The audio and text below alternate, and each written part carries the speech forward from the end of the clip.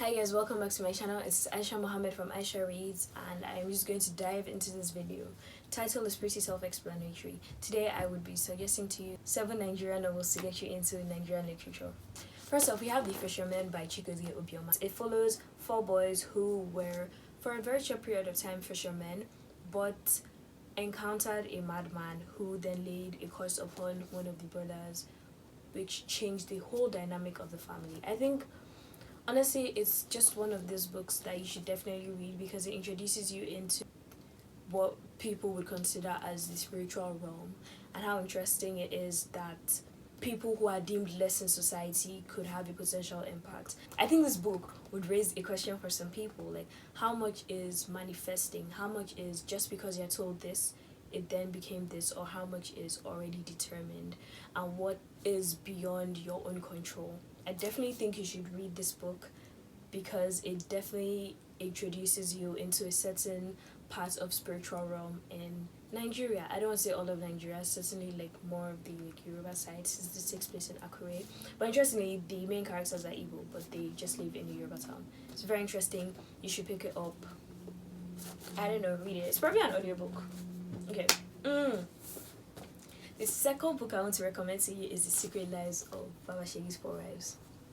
This book, honestly, entertainment-wise, up there.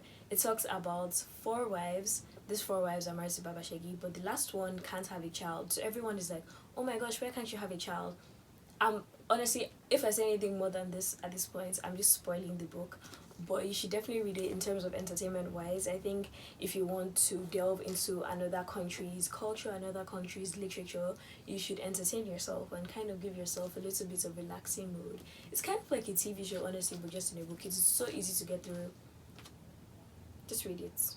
It's that nice. You should just read it. The third book is Ties That Tether by Jane Igaro. Interestingly, I got this book from a giveaway by the author, right? It was so cool because I had it on my TBR for months and I just really wanted to read this. If you are a romance person, you know, this was fantasy, this was drama, but if you are a romance person, you should definitely pick this book.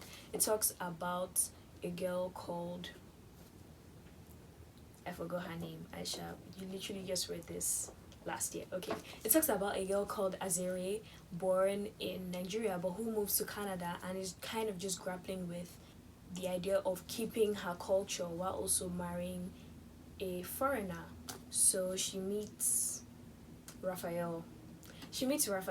And it just discusses how much culture is lost, in particular when marrying another person from a different culture, and also how to navigate that in a certain family that is against international marriage. Can you say that? I don't know. Okay.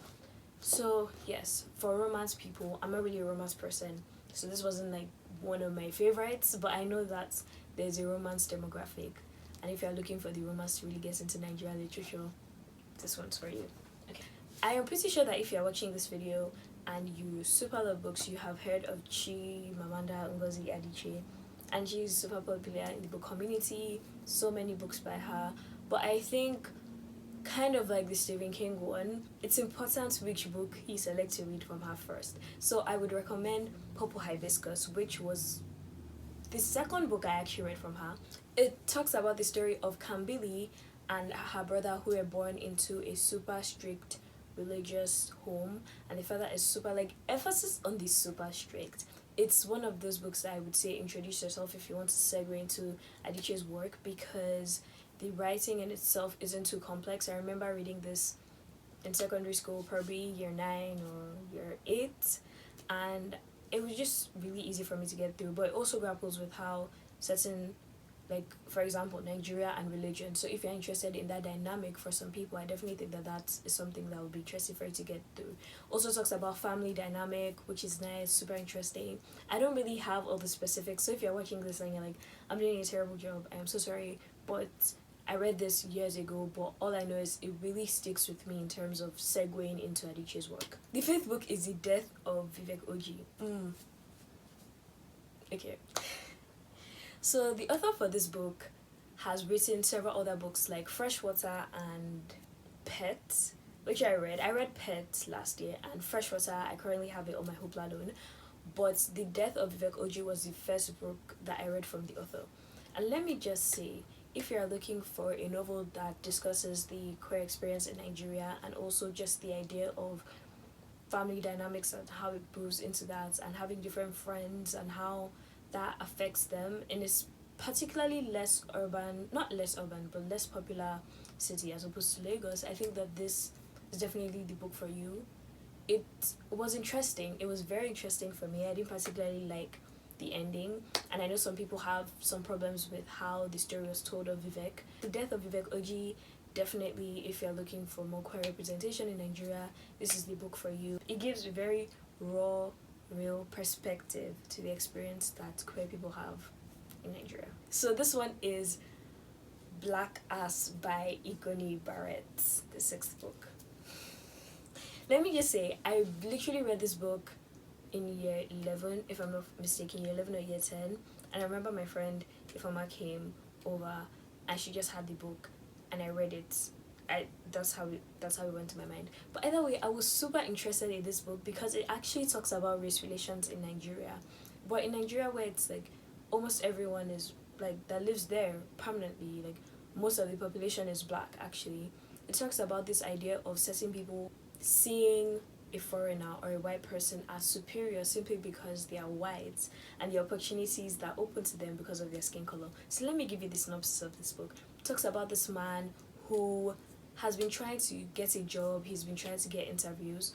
All of a sudden, one day he wakes up, he's white, but he just has a black bum.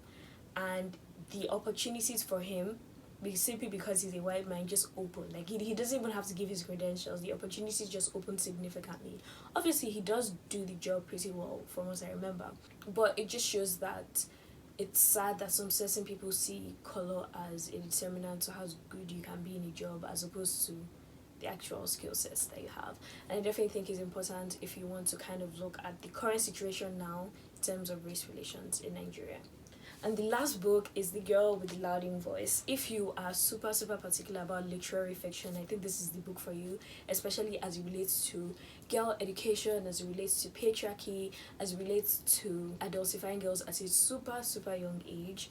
It's really nice. Also, as it relates to the inability to get pregnant, just different societal issues, but more from a girl's standpoint. It talks about Aduni, a girl's mother died, and her dad is trying to provide for the family, and he's like, oh, okay, your education isn't even that important, guess we'll just marry you off to this older guy.